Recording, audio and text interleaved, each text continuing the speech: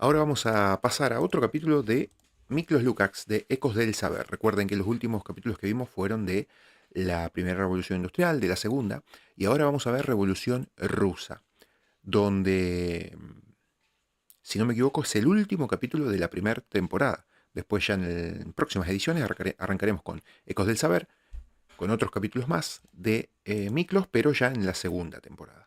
Así que arrancamos con esta Revolución Rusa con el profesor Miklos Lukács. Desde la publicación del Manifiesto Comunista en 1848 por Friedrich Engels y Karl Marx, se da origen a una ideología que ha marcado el debate político y la disputa política de los últimos 170 años, el marxismo. ¿Cuándo se materializa el primer régimen comunista de la historia? Es decir, la puesta en práctica de las ideas de Marx, podemos orientarlo en la Revolución Rusa de 1917. Hoy me acompaña en este programa el filósofo Fernando Muñoz, profesor, filósofo por la Universidad Nacional Mayor de San Marcos, profesor de la UPC y también de San Marcos. Fernando, un honor y un placer tenerte aquí. A ti, muchas gracias por la invitación. Gracias, Fernando. Y bueno, nos toca un tema que hasta ahora sigue teniendo impacto en nuestras vidas, ¿no? La Revolución Rusa de 1917. Completamente, como tú has dicho, es la primera vez que el Partido Comunista, fundado por Lenin, y ese es su aporte, uno de sus grandes aportes es crear el Partido Comunista, gente profesionales dedicados a hacer la revolución. Llegan al poder y para ellos, para los marxistas, para los comunistas, el haber llegado al poder significa que las tesis de Marx son válidas, son verdaderas. Se trata pues de una ideología. Como sabes tú, una ideología es verdadera en tanto permita lograr los objetivos que se traza. No es una cuestión epistemológica, como algunos creen que es. Efectivamente, y para aclarar el concepto de epistemología, la epistemología es una rama de la filosofía que se plantea dos grandes preguntas. Primero es, ¿qué sabemos? Y segundo es, ¿cómo sabemos lo que sabemos? Es decir, qué conocimiento tenemos del mundo que nos rodea y qué métodos utilizamos para recolectar ese conocimiento, almacenarlo, clasificarlo, etc. Entonces, un saludo grande para Ceci y para Sandra Montenegro, que están por aquí en el chat. Entonces, hay un enfoque epistemológico también aquí, claro. Y bueno, podemos decir que la Revolución Rusa en realidad no empieza en 1917, sino que se va gestando unos años antes de 1917. En realidad, si uno revisa la historia de Rusia, Rusia es un país que a lo largo de su historia ha sido un país convulsionado, marcado por la violencia, el hambre, ¿no? Los despotismos, es decir, con una clase agraria siempre muy marginada y muy sufrida, no solamente por las condiciones geográficas, las condiciones climáticas, sino también por los poderes políticos que han dominado sus vidas. En el caso de, para ponernos un poquito en contexto histórico, vamos a decir que desde a fines del siglo XIX, 1890, Rusia empieza un proceso de industrialización, que es un proceso de industrialización tardío comparado, por ejemplo, con el proceso de industrialización en el Reino Unido, que se inicia 90 años antes, ¿no? La primera revolución industrial. Gradualmente países como Alemania, como Francia, en el caso de los Estados Unidos también, van poniéndose al día con este proceso. Incluso Japón, que tiene una importancia también en este proceso revolucionario, empiezan a industrializarse, y esto les da una ventaja no solamente económica, sino también militar. Y aquí quiero entrar entonces a la guerra ruso-japonesa de 1904 y 1905. Es una guerra que a todos pilla por sorpresa, porque en ese momento el caso de Rusia se consideraba, ¿no? Rusia era un imperio, está en ese momento gobernado por el zar Nicolás Romanov, ¿no? Y se creía que Rusia tenía un destino manifiesto para dominar Asia. Pero resulta que se encuentra con este pequeño país, estas islas, ¿no?, remotas al este, y entre 1904 y 1905 ocurre una guerra, y para sorpresa de todos, Japón termina derrotando a Rusia. Y esto genera una humillación pública para rusos dentro del gobierno ruso, es decir, el zar pierde credibilidad, ¿no? Hay un sentimiento de humillación, y también a los ojos de las potencias occidentales esto era una sorpresa enorme. ¿Qué pasa entonces, Fernando? Hay un evento que se llama el Domingo Rojo, ¿no?, el Domingo Sangriento. ¿Qué es lo que sucede en este momento, en este Domingo Sangriento? ¿Por qué se levanta el pueblo ruso por primera vez frente al zarismo? El levantamiento se hace masivo porque incluso interviene la iglesia. La iglesia ortodoxa claro, rusa. Claro. Y en protesta por la miseria creciente y muy profunda que vivía la población rusa, como tú bien has dicho, de origen básicamente agrícola. Y estaban bien acentuadas las formas de producción feudales. Entonces hay una miseria completa, y la derrota frente a los japoneses es una cachetada para todos ellos que se creían muy El destino superiores. manifiesto de Rusia, ¿no? Exactamente, pues entonces salen a las calles a pedirle al zar clemencia, ayuda, y el zar responde a balazos. Es una matanza completa. Y Efectivamente. eso lo canaliza bastante bien el Partido Comunista en la facción bolchevique. Ahí ya sobresalen nítidamente Trotsky. Trotsky, Stalin, y Lenin no estaba en esa época, estaba fuera, estaba en el exilio. En Suiza. Pero El Domingo Rojo, el día clave, la bisagra de la historia moderna de Rusia, de la historia de los últimos 120 años. yo diría que la revolución rusa, bolchevique, se viene gestando a tiempo atrás, desde el siglo XVIII, con los cambios que hace Pedro I.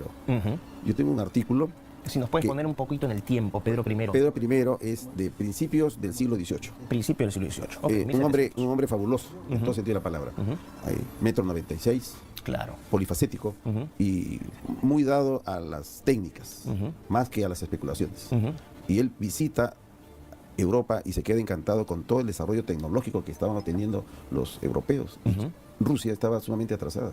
Entonces él, tan pronto regresa, se pone a modernizar a Rusia. Pero toda la facción aristocrática rusa, los grandes señores feudales se le oponen, empezando por su hijo Alejandro. Sí, al que lo va a terminar de matar. Habría que decir que Pedro el Grande, ¿no? Fue vamos a decir, un zar ilustrado, ¿no? Así es. Un hombre, un polímata, era un hombre que tenía múltiples curiosidades. Viajó a Holanda para ver cómo se fabricaban en los astilleros, cómo se fabricaban las... Porque su gran sueño es tener una gran armada. Exactamente, y de hecho él establece la capital también en San Petersburgo, claro. ¿no? Efectivamente, que después, durante la revolución, va a cambiar a Petrogrado, porque los soviets lo encontraban muy germánico el nombre. Claro. Y no solamente eso, sino que después Petrogrado pasa a ser, cuando asume Stalin, Leningrado, claro, ¿no? En honor al líder. Y es más, mira, Pedro I nombra como responsable de la universidad para que cambie el mundo ruso y se industrialice a Lomonosov. Claro, hay una universidad incluso que se llama... Y después, años más tarde, bueno, también entrando a la Primera Guerra Mundial, ahí también hay un clic y una bisagra en la historia política de Rusia. Se llama la Universidad de Lomonosov. Claro, en honor a ese hombre que industrializó Rusia y digamos que es lo que hoy estamos viviendo, un cambio curricular. Efectivamente. De carácter tecnológico. Entonces se va imponiendo una mentalidad tecnocrática, tecnológica, productiva. Y al siglo siguiente, siglo XIX, hay toda una discusión entre los rusos. Si seguimos el camino tradicional de producir en base a la tierra o nos industrializamos. Y es ahí donde entra precisamente este periodo tardío de industrialización a fines del siglo XVIII, en realidad. Rusia entra tarde. Y Lenin es el que hace triunfar ese proyecto. Exacto. Ahora, eso es parte también de lo que explica la derrota rusa en esta guerra ruso-japonesa que lleva a esta masacre, ¿no? A este Domingo Rojo. Más o menos 200 personas mueren, asesinadas por las fuerzas del orden. Y esto obliga al zar a lanzar el manifiesto de octubre. En el manifiesto de octubre lo que hace Nicolás es crea la Duma, vamos a decir, el Parlamento. También, vamos a decir, se abre la posibilidad de generar un sistema de partidos. Claro, participación pública. Y es decir, hay una serie de cosas que él ofrece. Ahora, obviamente, entre lo que ofrece y lo que hace hay diferencias. Él, cuando encuentra que esta Duma, este Parlamento, estaba en contra de sus intereses, porque él seguía creyendo en el derecho divino a gobernar, muy en línea con los reyes, con el absolutismo monárquico francés, ¿no? Entre Luis XIV, XV y XVI. Él, en pleno siglo XIX, seguía creyendo que él tenía, en pleno siglo XX, perdón, seguía creyendo que él podía tener este derecho divino a gobernar. Hace estas concesiones, pero son concesiones que en realidad no termina cumpliendo, y esto termina exacerbando más a la población. Hay otro evento, Fernando, que hay que recordar también, que acelera este proceso de caída del régimen imperial ruso, que es la Primera Guerra Mundial. Entre 1914 y 1918, cuando Rusia entra al frente a una manera de, vamos a decir, vengar la mala imagen que había dejado la guerra ruso-japonesa, ¿no? En este caso, Rusia entra en alianza con Francia, con el Reino Unido, en contra de su enemigo histórico, que era el Imperio Alemán, el Imperio Austrohúngaro, ¿no? El Imperio Otomano, que entra también un poco de manera tardía, lo que actualmente vendría a ser Turquía, y Bulgaria, ¿no?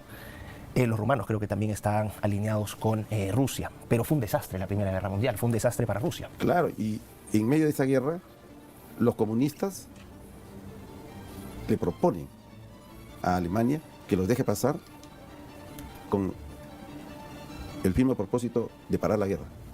Claro, estamos hablando ya en el transcurso de la guerra, cuando Rusia estaba sufriendo derrotas realmente muy fuertes.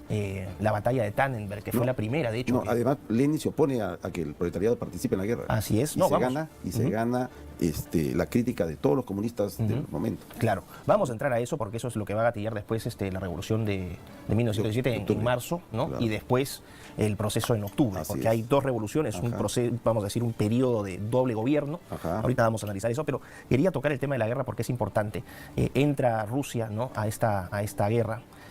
La primera batalla, en la batalla de Tannenberg, a fines de agosto de 1914, los rusos son aplastados por los alemanes. Pierden más o menos 300.000 hombres, unos 30.000 soldados en una guerra. Fue un desastre. Y esto obviamente obliga al zar, ¿no?, a apaciguar un poco los ánimos ya ofuscados de los rusos, que eran tropas mal preparadas debido a la tardía industrialización, no tenían armamento suficiente para combatir, es decir, los mandaban al frente con nada y tampoco tenían entrenamiento militar. Entonces lo que estaban mandando básicamente eran campesinos con conscripción forzada. Y lo más grave, mal armados, mal vestidos y mal alimentados. Efectivamente. Entonces, bueno, antes de, Fernando, si me permites, me están llegando unos comentarios aquí y voy a leer uno antes de irme al corte. Me pone Esteban Insausti: bendiciones y gratitud por el trabajo que hacen. Sería muy pertinente vuestro análisis sobre la Revolución Cubana. Bueno, quién sabe si tocamos ese tema un poquito más adelante, importante a nivel regional. Bueno, vamos a hacer una breve pausa, ¿no? Y regresamos en breve en Betel 100.1 FM, porque Betel te acompaña, con Fernando Muñoz, Revolución Rusa.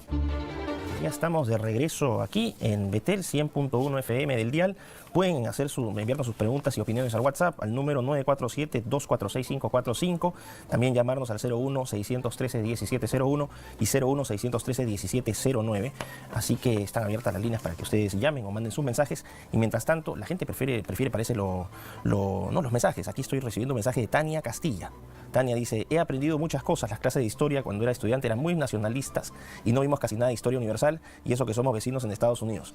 Gracias por este programa. Así que César Guisado de Pachacamac también pone: no me pierdo ningún programa tuyo. Te saluda César Guisado. Gracias, César. Y bueno, vamos a regresar entonces con Fernando Muñoz. Estábamos hablando de la revolución bolchevique y nos habíamos quedado en la Primera Guerra Mundial. Yo estaba dando un poquito de contexto ya para después entrar de lleno con Fernando. La Primera Guerra Mundial, con el desastre que había significado esta guerra para Rusia, la derrota de Tannenberg y después el frente del este, que estaba realmente siendo muy, muy negativo para Rusia. De hecho, durante esta guerra perdieron 5 millones entre desaparecidos, exiliados, muertos. Son 5 millones de rusos que no volvieron a existir más. Un desastre.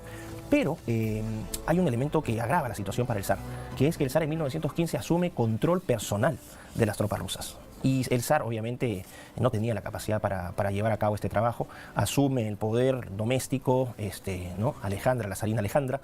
Ahí entra el nefasto Rasputín.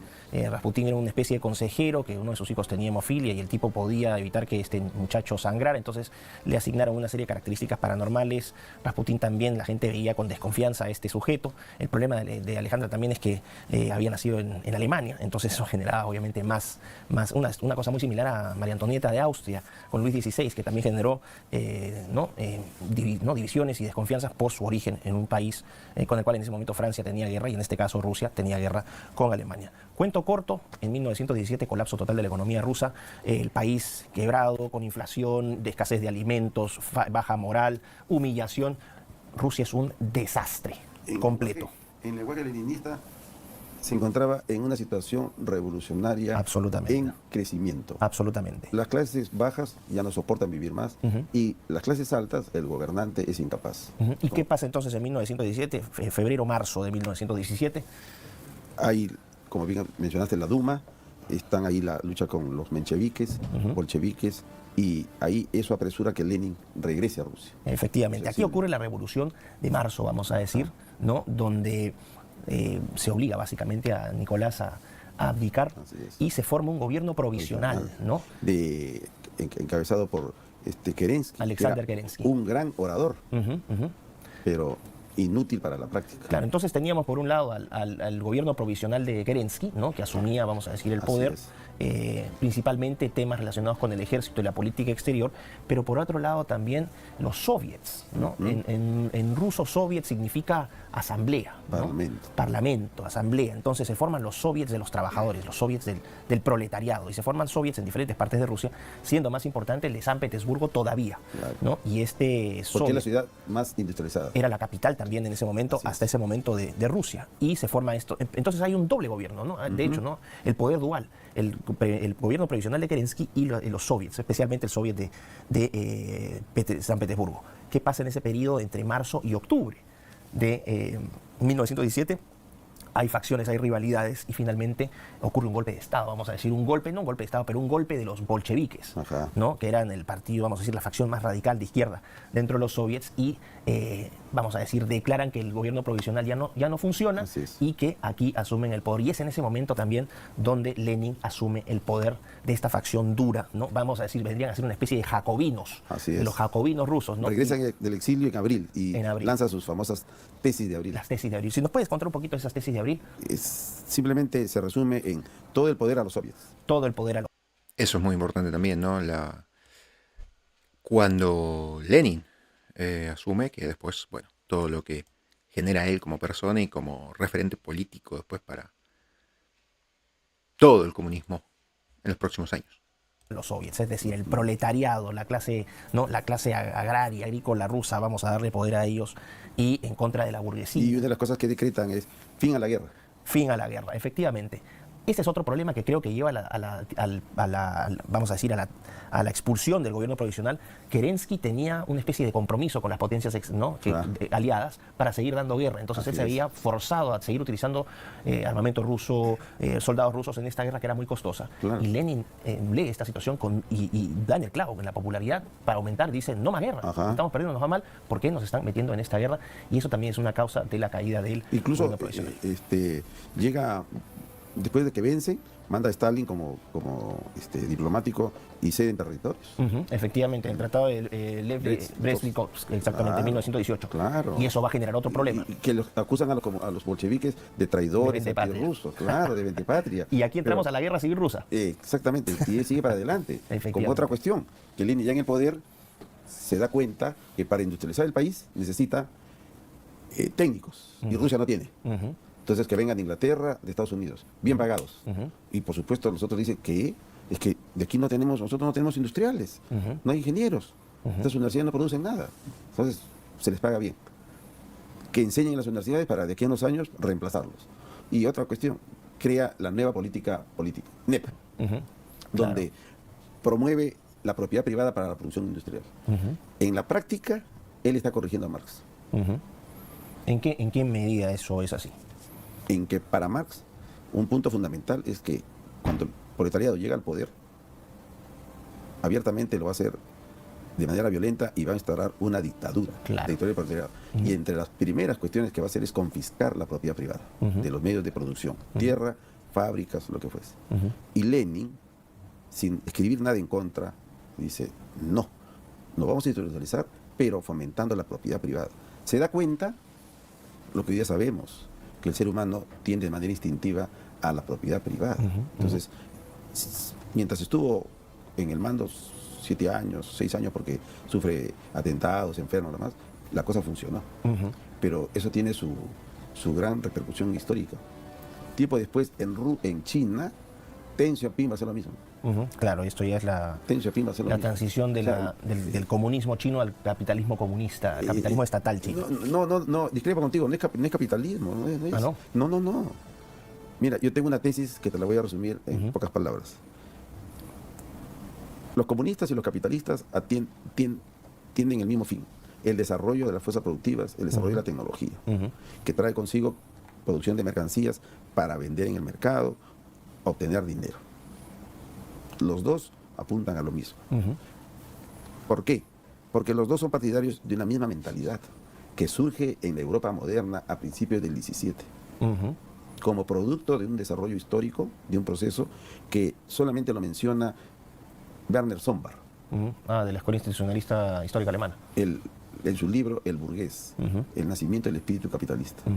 Él señala que a la caída del Imperio Romano, siglo V, se empiezan a mezclar mentalidades judía, romana, judeo-cristiana, germana. Y el resultado va a ser una nueva mentalidad. El hombre amo y dueño de la naturaleza para transformarla con la tecnología. Empieza con la revolución industrial de manera capitalista, burguesa. Él es Sombart el que le llama al sistema capitalista burgués. Pero luego paradójicamente, Marx nace como opositor a esa forma de producción porque resulta para él explotadora, pero también apuesta por el desarrollo de las fuerzas productivas y va a caer en lo mismo. Ahí. Entonces, disculpa para terminar, lo que han hecho los chinos sabiamente en los últimos años, con Deng Xiaoping y luego con el jerarca actual, es hacer una combinación. Políticamente, el Partido Comunista controla todo, régimen totalitario, pero da libertad de empresa. Cobra impuestos y ellos se encargan de satisfacer las necesidades básicas a la gente para que todo marche bien. Y mira lo que tenemos. Claro. No, China adueñándose del mundo. Claro. Bueno, ese es otro fenómeno importante, la revolución comunista en China, que no la vamos a tocar en esta temporada todavía. Pero, ¿no? Pero que efectivamente es un proceso importante también. Sin embargo, quiero volver a ¿no? al Tratado de Brest-Litov, donde efectivamente las fuerzas antibolcheviques, ¿no? Entre los cuales se incluyen también los mencheviques, que eran los girondinos de la Revolución Rusa, también son parte de eso. Y ahí está Kerensky, básicamente es un frente de liberales, pro todavía... Y una gran guerra, pues, los blancos. Efectivamente. Contra los rojos. El ejército blanco, el ejército que rojo. También hace alusión a la Revolución Francesa, claro. ¿no? Y el ejército rojo, claro. el famoso ejército rojo. Que tiene en su jefe, en su líder, notable, Trotsky. Efectivamente, efectivamente, León Trotsky. Acá hay un punto importante, Fernando, solamente un detalle, para que vea la gente el crecimiento de la facción bolchevique, ¿no? Entre marzo y octubre, que es este periodo del poder dual. Otro punto importante, la aparición de Trotsky con el ejército rojo. Que termina con la salida del gobierno provisional. Los bolcheviques tenían más o menos en marzo 24.000 miembros y ya en octubre tenían 200.000 afiliados a nivel nacional en los diferentes soviets. Es decir, el discurso inflamatorio de Lenin estaba teniendo efecto en los rusos. Pero más que el discurso, el político gana cuando acierta en dar cuenta de los problemas y las soluciones. Efectivamente. Y en ese sentido... No son las palabras, son los hechos. Claro, Lenin leía muy bien la realidad en ese sentido, ¿no? Y pasa esta situación, entonces entra la guerra civil rusa, que se va a extender más o menos entre 1917, bueno, empieza en 1918 hasta 1922-23. La guerra la gana el ejército rojo, y has mencionado un personaje muy importante, León Trotsky. Así es. Trotsky, ¿quién fue Trotsky, Fernando? Trotsky es un notable comunista que forma el ejército rojo, y a la muerte de Lenin va a ser desplazado con mucha astucia por Stalin. Efectivamente, que es otro miembro del triunvirato. Ahí, bueno, en realidad eran 4, pero los que tenían acceso directo a la oficina de Lenin sin necesidad de cita eran Trotsky y Stalin. Stalin, claro, cuyo significado significa acero, el hombre de acero. Claro, y Stalin, que no es que nació en Georgia. Así es. O sea, eso es otro elemento importante también, porque era básicamente un marginal dentro de la recién formada Unión de Repúblicas Socialistas Soviéticas. Pero hay una opinión que se ha corrido entre los marxistas en señalar que el genial era Lenin y Trotsky era el incapaz. Todo lo contrario. Trotsky también, Stalin era muy capaz. Lo que sucede es que a Stalin le va a tocar vivir la época de la represión más dura, y él no tiene temor en hacerlo. Efectivamente. Y a Trotsky lo saca, entre otras cosas, porque hay varias discrepancias. Una de ellas bien importante es la revolución permanente. La revolución permanente. Trotsky es partidario de continuar siempre en estado de revolución. El otro más bien empieza a burocratizar lo que se ha logrado, que es lo que va a traer la catástrofe años después. Efectivamente. Y antes de irnos a un corte, quiero leer brevemente un comentario de Santiago Martínez. Dice: la incomprensión del presente, fatalmente la ignorancia del pasado.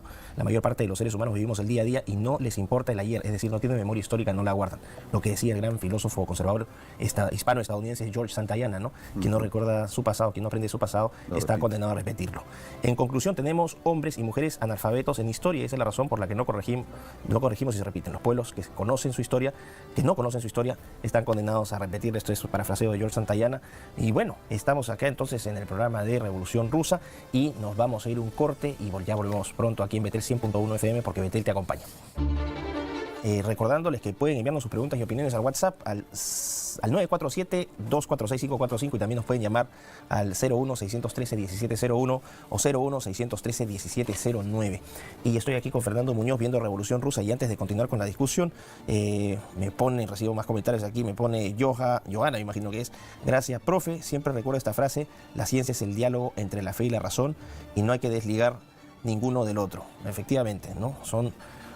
No se mezclan, pero van en paralelo y se pueden informar perfectamente entre sí. Fernando, entonces estábamos ya hablando de Trotsky, ¿no? en esta guerra civil rusa, ¿no? Que ya finalmente define o consolida el poder de los bolcheviques, ¿no? Del ala dura del comunismo, es decir, ya la idea de Lenin de materializar la revolución en los términos en que tú comentaste.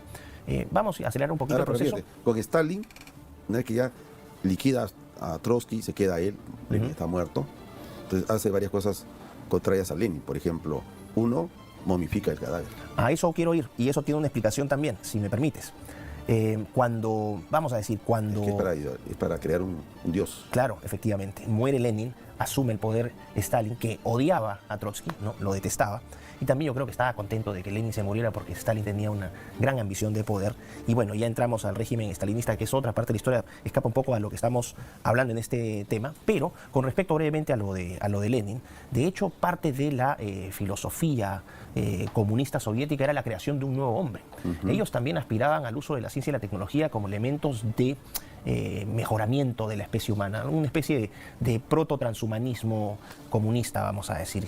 Creían en la ciencia y en la tecnología como instrumentos de mejoramiento del ser humano, ¿no? Ahora, de hecho, la búsqueda del famoso Homo soviético. Que no se le puede negar, porque mira, ve, el mejor historiador de la Revolución Rusa es Edward Karl, y él señala que del 24 al 60 el cambio es espectacular.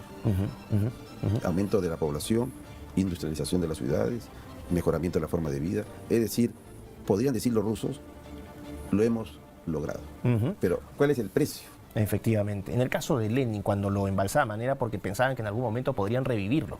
Esa es la razón. Hay un libro muy bueno de John Gray, un filósofo británico, que se llama La Comisión de la Inmortalización, donde él describe el caso de Lenin y señala que ese era básicamente el objetivo. Ahora, hemos visto entonces la consolidación del comunismo, del bolchevismo. Vamos a entrar ya a partes más aplicadas al día de hoy, Fernando. ¿Qué significa el triunfo del comunismo soviético?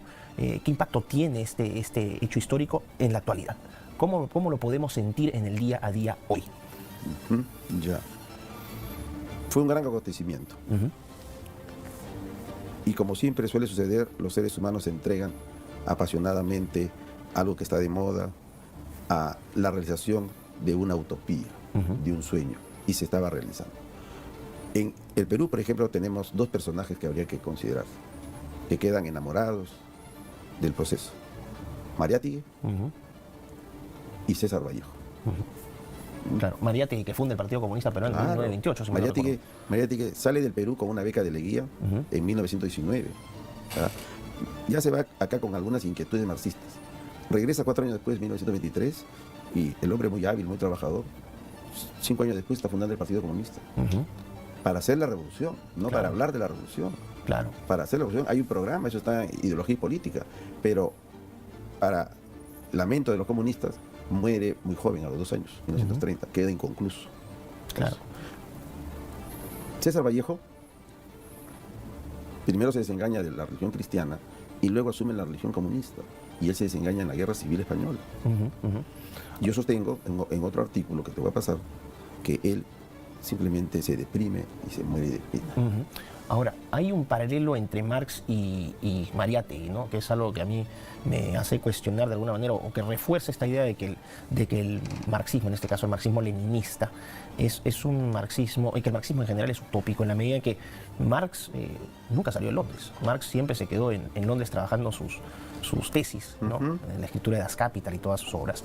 No conocía la realidad de Manchester, es decir, él escribía sobre la base de lo que le comentaba Engels, que sí era un industrialista que tenía presencia ahí en Manchester. En el caso de José Carlos Mariátegui, ¿cuántas veces viajó José Carlos Mariátegui al Ande peruano? No estuvo, no lo conoció en realidad. Entonces, esa es una de las críticas que yo le hago a la filosofía marxista. Yo me declaro ideológicamente enemigo del marxismo por cuestiones personales. En el caso de mi padre, porque mi padre, que vivía en Hungría con mis abuelos, tuvo que escapar de Hungría en 1944 por la invasión soviética a Hungría, ¿no? Y después, en la década del 80 y 90 acá en el Perú, con Sendero Luminoso y el movimiento revolucionario Tupac Amaru, pero especialmente con Sendero Luminoso, ¿no? Con el presidente Gonzalo como cuarta espada del comunismo internacional. Entonces, mi visión del comunismo no es una visión, no es una posición, no sé, yo no tengo ninguna inclinación hacia el marxismo. Encuentro que sí es una filosofía política importante, determinante en el debate político de los últimos 170 años. Pero encuentro que ha sido más, por lo que tú decías, una utopía, es el deseo de establecer una especie de paraíso terrenal construido por hombres en una sociedad completamente igualitaria, ¿no? Donde los factores de producción sean compartidos por todos los miembros, pero eso es lo que tú decías. El ser humano tiende a la propiedad, privada. Hay un choque con la naturaleza del ser pero humano. también tiende a la utopía cuando vive en una situación de desesperanza. En el Perú, desde que es república, se mantienen graves problemas. Es cierto. Una república que nace fragmentada, república de blancos, indios y de indios. Acá en el Perú. Claro, Claro. completamente. Sí. ¿Ya? Y por eso que las primeras ideas para tratar de cambiar este país en el comienzo del siglo XX es el indigenismo, pero luego la captura como causa el comunismo con Mariátegui. Y discrepa cuando tú dices, Mariátegui habla de la revolución desde el mundo andino, pero ¿cuándo visitó el Ande? No se necesita visitar el Ande. Es un poco como que también se decía, Mariátegui, discutible que sea marxista porque pocas veces cita a Marx. No se necesita estar citando a Marx a cada momento para ser marxista. Lo que sucede, mira, es que Mariátegui elabora un programa de revolución muy semejante a lo que va a elaborar años después Mao Zedong en su realidad. Lo declara este país semicolonial y semifeudal. Entonces, la revolución proletaria, que tiene que dirigir el proletariado, va a tener una primera etapa de nueva democracia, apoyo a la burguesía nacional para que se desarrolle industrialmente, y luego pasamos a la revolución propiamente dicha de carácter comunista. Muy semejante a lo que hizo Mao Zedong. Lo que pasa es que, como te dije hace un momento, Mariátegui muere muy joven y no se pudo realizar su proyecto. Interesante. Bueno, ahí podemos discrepar, pero tengo que leer, me están mandando unos comentarios acá, si me permites. Me escribe Marco Reyes, los globalistas siempre creando crisis para seguir robando. Bueno, puede ser. Marco Antonio José Paredes, felicitaciones, doctor Miklos, gracias. Beatriz me pone, excelente tu programa, me da dado lucidez el momento histórico social, muchas gracias por compartir. Nos escriben desde Chile, Oscar Barros, admirable exposición desde Panquehue, Chile. Me llegan otros, ¿no? De Lati Mission, excelente, muy buena información desde Bruselas, de un panameño. Mira, imagínate cómo nos están acompañando en las redes. Marcela también vuelve a decir, vivimos en una esclavitud sociocultural impuesta por un poder internacional que nos esclaviza en la totalidad. Es el poder totalitario más grande que ha vivido la humanidad. Eso es otra de las cosas que yo le critico al comunismo. Esa es una posición personal, obviamente. Yo no pretendo que todos estén de acuerdo conmigo y se puede perfectamente también organizar un debate sobre estos temas que sería muy interesante. Es que no se puede negar, ¿sabes qué? Que el marxismo ha logrado filtrarse en todos los aspectos de la cultura. Eso es innegable, es decir, el marxismo fija vamos a decir, un polo de la discusión política. En humanidades, el 99.9% tiene esquemas marxistas. Así es. La discrepancia es el grado. Unos son rosados, rojos, y ahora le han añadido ecologistas, sexo y demás. Es innegable, es innegable. Es terrible. Ahora, el problema es cómo desmontamos eso con información, y te felicito el programa que haces. Muchas gracias, Fernando. Por y eso acá, vine. No, por supuesto, y bienvenido siempre. Yo en San Marcos ando en enfrentamiento constante en las tesis marxistas. San Marcos, ya vamos en San Marcos. Invítenme a San Marcos para que me reciban con mucho cariño, ahí como Muñante. Sí, claro que sí. La gente... Aquí me pone Dani Mux. Es dialogante, mira. Sí, ojalá. Completamente dialogante, te aseguro. Ojalá, porque yo no lo vi dialogantes a los trolos que querían sacar a Muñante a patadas. Pero bueno, vamos a brevemente, se me dice Dominux. Solo diré que estamos seguros de que llegamos al límite absurdo en este movimiento cuando el ser humano sea reducido a un cúmulo estandarizado de datos que se autopercibe como consciente. En fin, muchas gracias por divulgar información relevante desde una perspectiva académica. Un fuerte abrazo de tu patria, Perú. Bueno, muchísimas gracias a toda la gente que está escribiendo. Y bueno, no sé si llegan... Sí, no sé, me están llegando, me dicen acá en producción que están llegando más preguntas. No sé, no las veo, no me han llegado. A ver. Bien, mientras me están llegando las preguntas, que no me están llegando las preguntas, podemos ir a quiero hacer una breve distinción. Si me permites, una breve distinción. Se podría decir que es correcto que la diferencia, por ejemplo, entre el comunismo soviético y el comunismo chino, ¿no? Es que el comunismo soviético es un comunismo de clases intelectuales urbanas, mientras que el comunismo chino es un comunismo del campo, ¿no? Vamos a decir, de la clase agraria. Es el comunismo al cual tú aludías con José Carlos Mariátegui. La diferencia fundamental es que el comunismo chino va a acomodar sus tesis a su legendaria sabiduría tradicional de Confucio. Ahí está el éxito. Pero es interesante porque Confucio, en realidad, cuando tú lo lees, Confucio comparte muchos elementos con el pensamiento conservador occidental. Esa es una cosa de defensa de las jerarquías. Las jerarquías, el abuelo, el nieto, papá, hijo. Así es. Efectivamente, ¿no? Y además, una cosa fundamental, en la dirección de las empresas, lo que fuese, no está cualquier incapaz. Así es, efectivamente, un sistema meritocrático muy fuerte, de milenario realmente. Ahora, me dicen, nos reportan sintonía. Ojo, saludos a toda la gente que nos está saludando desde Ciudad de México, de Estados Unidos, de Argentina, de Uruguay, de Costa Rica, Barcelona, República Dominicana. Pero ¿para qué más, muchachos? Si nos están saludando de todas partes de la región. Bueno, querido Fernando, si pudieras hacer una especie ya de... ¿Cómo sintetizarías este proceso revolucionario? ¿Cómo lo interpretarías desde tu óptica, ¿no? Respetando siempre las posiciones personales. ¿Cómo ves, cómo evalúas tú este proceso revolucionario en perspectiva histórica? Bueno, te decía, el triunfo de la revolución de bolchevique con Lenin a la cabeza significó la prueba empírica de que el marxismo es la verdad.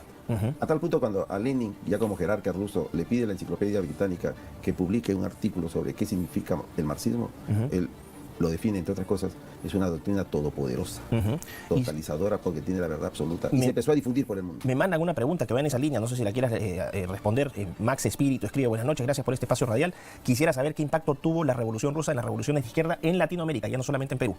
Total. Si puedes elaborar brevemente eso. ¿De qué manera influye? Influye en que en Latinoamérica, países dominados en su momento por España, luego por Inglaterra, entonces los invita a generar movimientos anticolonialistas, y todos ellos con inspiración marxista. Y ahí entra a tallar ya el control por parte de los rusos, por ejemplo, con la Revolución Cubana.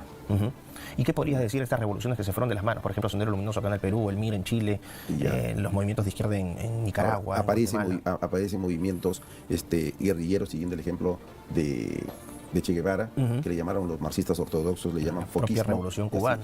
Porque, de acuerdo a doctrinariamente, la revolución tiene que ser un partido comunista.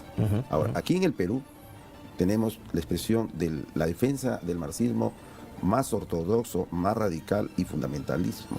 Aquí en el Perú, con Sendero Luminoso, se levantaron las banderas del comunismo en plena crisis. Sí, eso fue terrible. Del mundo comunista. Sí. Mira, la Unión Soviética estaba despedazándose. Claro.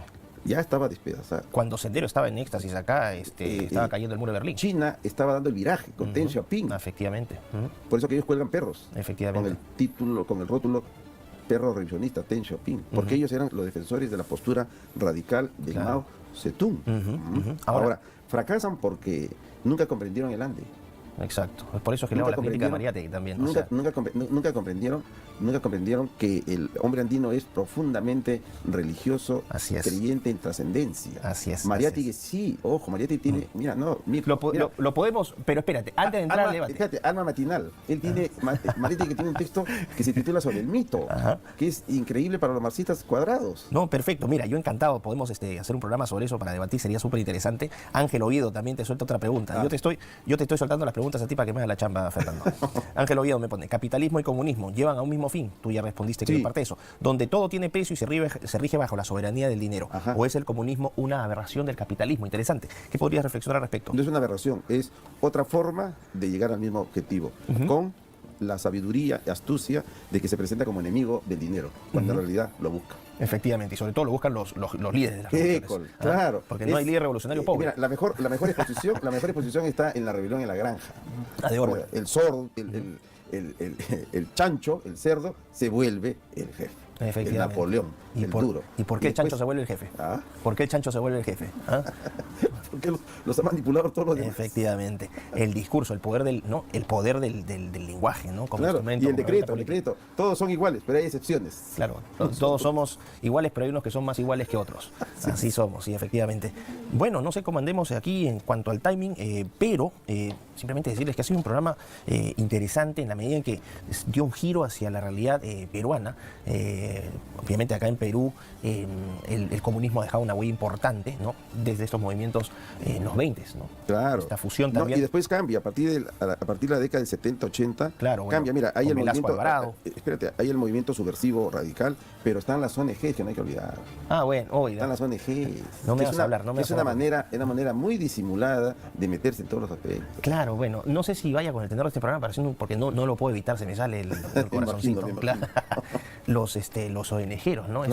Estos comunistas burgueses. Claro. ¿no? Estos comunistas burgueses. Hablo de la pobreza, en contra de la pobreza. Pobre y bien, pero como el capitalista más radical de todos. Y no quiero que acabe nunca la pobreza, porque yo vivo de eso. Efectivamente. Mi jeep en el que me monto, depende de ir a hablar sobre la pobreza. Son pobretólogos profesionales. Me ponen: Félix Manco Ramos, buenas tardes, Eco del Saber, felicitaciones por su programa Miklos. Pregunta, esta también se la voy a soltar a Fernando: ¿todavía existe el bolchevismo? No. ¿no? Ok, esto vamos a hacer un ping-pong porque me queda poco tiempo. Entonces, ¿en dónde ya no hay? ¿No? Porque ya no existe el bolchevismo. ¿Qué diferencia hay entre el comunismo chino y el socialismo del siglo XXI progresista? Muy brevemente. Tampoco, No hay diferencia. mayormente no hay. O sea, son, como se dice en lenguaje popular, la misma chola con distinto calzón. Eco. Vamos a decir. Y después, saludos al maestro Fernando Muñoz desde el Círculo Estudios Numen. Esperamos a Miklos para una conferencia en San Marcos. Escuchando Eco del Saber. Bueno, muchísimas gracias, ¿no? Me pone Gisela también, excelente programa, gracias. Gracias al profesor Fernando de la San Martín también está mandando. Un placer haber estado, Fernando. Unas últimas palabras muy brevemente para despedirte de la gente. No, agradecerles. Como te decía, es mi primera vez que estoy en un set de televisión, de radio, y me he sentido cómodo y con la conversación acá con este joven profesor que también... Muchas gracias Fernando, tú también estás joven. Somos distintas juventudes. Y yo quiero aprovechar para darle las gracias a toda la gente que ha participado en redes, ¿no? En Facebook, en Instagram, cuando hacen nuestros posts, nuestros retweets, en Twitter, en YouTube, en mi canal de YouTube. Y ojo, porque también va a salir el programa ya en Betel Televisión. Así que atentos para que no crean que solamente yo estoy, ¿no?, llevándomela fácil con mi canal, con mi programa, donde solamente lo publico yo. No, Betel y yo estamos haciendo, ¿no?, un trabajo conjunto, es un trabajo en equipo. Así que nos vamos y nos vemos el próximo jueves 27 de junio, ¿no?, con el último programa de la serie, Segunda Revolución Industrial. Así que ya saben, los espero en Betel 100.1 FM del día, porque ustedes nos acompañan y Betel te acompaña también. Gracias, Fernando. A ti, muchas gracias. Bueno, ahí pasa entonces. Uy. Ahí va. Bueno, así pasa. Ahí va. No sé por qué a veces cuando voy para atrás con los atajos del teclado después no vuelve para adelante cuando cambia la pestaña. Pero bueno, acá llegamos entonces con este video de Revolución Rusa de Miklos Lukács, para aprender un poquito ahí de esos acontecimientos que han pasado a principios del siglo XX y que han marcado mucho la era del comunismo de todo el siglo XX. Así que bueno, muy importante para aprender, así como vimos ya lo de la revolución industrial, por ejemplo, en los capítulos pasados, en la primera revolución y en la segunda. Señoras y señores, hasta acá con este capítulo 204 de Batalla Cultural de la tercera temporada del tercer año. Espero que les haya gustado. Cualquier cosa me lo dejan en comentarios. Y como saben, en la descripción de este video tienen el link de Patreon, el link de Seneca y todos los otros links que quieran saber y averiguar. Abrazo grande, cuídense, buena semana para todos y nos vemos en el próximo capítulo, el 205.